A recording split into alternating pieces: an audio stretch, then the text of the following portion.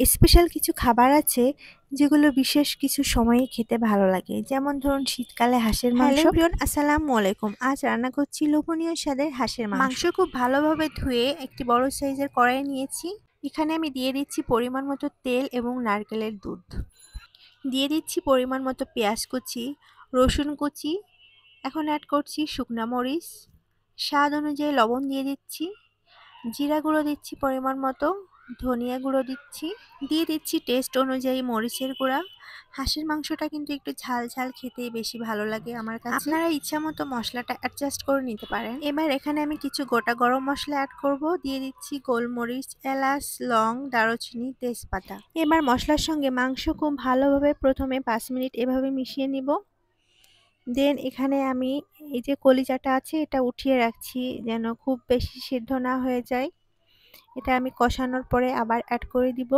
রান্নার শুরুতেই কিন্তু আমি প্রথমে নারকেলের দুধ অ্যাড করেছিলাম, সেইটা শুকানো পর্যন্ত আমি ভালোভাবে রান্না করে একটু কষিয়ে নিয়েছি। দেন আবারও আমি গরম পানি দিয়ে মাংসটা এখন কষিয়ে নিচ্ছি।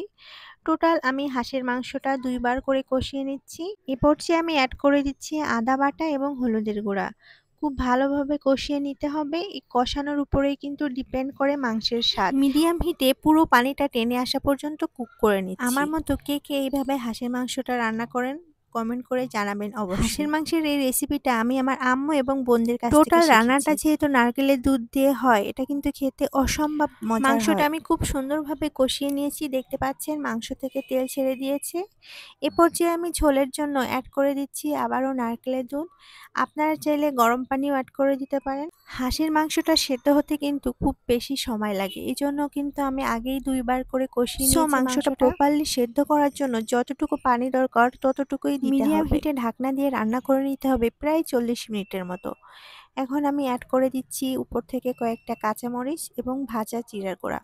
আমার রান্নাটা এখন প্রায় কমপ্লিট। আপনারা দেখে বুঝতে পারছেন যে রান্না করতে করতে কিন্তু মাংস অনেকগুলোই খাওয়া শেষ। কার কার বাসায় এমন রান্না করতে করতে এক বাটি মাংস শেষ হয়ে যায় বলুন তো? এ পর্যায়ে অ্যাড করে দিচ্ছি কিছু পেঁয়াজ বেরেস্তা। আমি আরও 10 মিনিট মতো দমে রান্না করে নিব। আমার রান্নাটা হয়ে গেছে, এবার মাংসটা আমি সার্ভ করে নিব। এই শীতের সিজনে আমরা কিন্তু সবাই কম বেশি হাঁসের মাংস খেতে অনেক বেশি পছন্দ করি। আমাদের বাসায় তো সবাই অনেক বেশি পছন্দ করে হাঁসের মাংস খেতে। অনেকে আছেন যে প্রসেসিং এর জন্য হাঁসের মাংসটা অ্যাভয়েড করেন, খেতে চান না। আসলে হাঁস পরিষ্কার করা অনেক কষ্টকর। আমার এই হাঁস কিন্তু আমার আম্মু গ্রাম থেকে প্রসেসিং করেই পাঠিয়েছেন। আরও অনেক কিছু পাঠিয়েছেন, সে ভিডিওটা আপনাদের সঙ্গে শেয়ার করব ইনশাআল্লাহ।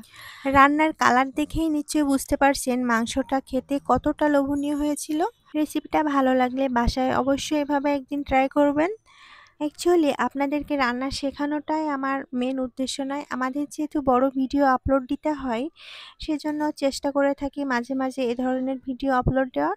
তো সবাই ভালো থাকবেন, দেখা হবে নেক্সট কোনো পর্বে। সে পর্যন্ত আল্লাহ হাফেজ।